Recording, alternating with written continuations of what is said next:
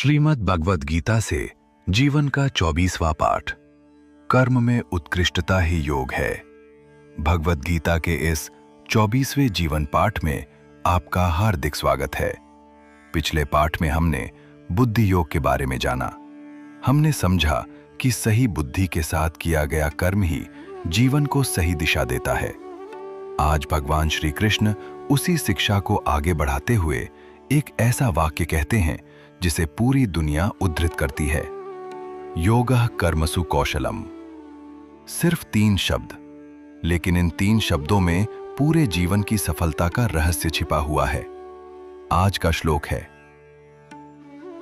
बुद्धि युक्तो जहातीह उभे सुकृत दुष्कृते तस्माद् योगाय युज्यस्व योगः कर्मसु कौशलम।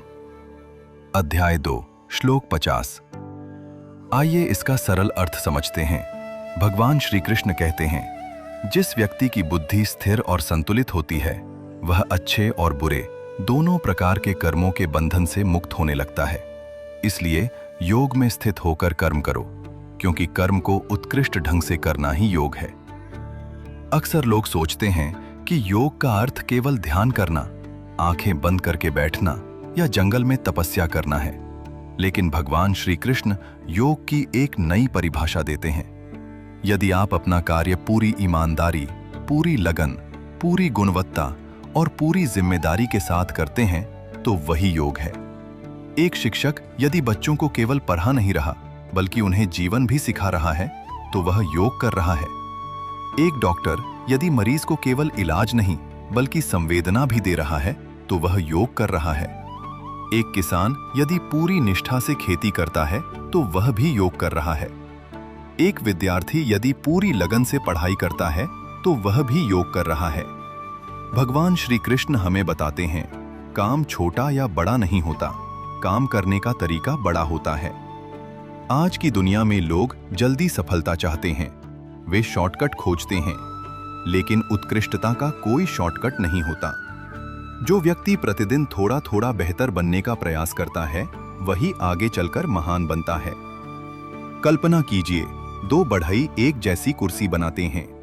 पहला व्यक्ति जल्दी काम खत्म करना चाहता है, दूसरा व्यक्ति हर जोड़, हर माप और हर हिस्से को पूरी सावधानी से तैयार करता है। कुछ वर्षों बाद लोग किसकी बनाई हुई कुर्सी याद रखेंगे? स्वाभाविक है, जिसने उत्कृष्ट कार्य किया। यही योगः कर्मसु कौशलम है। यह श्लोक हमें सिखाता है कि किसी भी कार्य को साधारण मत समझिए। यदि आप भोजन बना रहे हैं तो प्रेम से बनाइए। यदि आप पढ़ रहे हैं तो मन लगाकर पढ़िए। यदि आप कार्यालय में काम कर रहे हैं तो पूरी ईमानदारी से कीजिए। यदि आप किसी की सहायता कर रहे हैं तो पूरे मन से कीजिए। यही कर्मयोग है, यही उत्कृष्टता है और यही आध्यात्मिकता भी है। आज से एक छोटा सा अभ्यास कीजिए। हर सुबह स्वयं से पूछिए, आज मैं अपने काम को कल से थोड़ा बेहतर कैसे कर सकता हूं? यदि आप प्रतिदिन केवल 1% भी बेहतर बनते हैं तो 1 वर्ष बाद आपका जीवन पूरी तरह बदल सकता है। भगवान श्री कृष्ण हमें सफलता का रहस्य नहीं, श्रेष्ठता का मार्ग बताते हैं।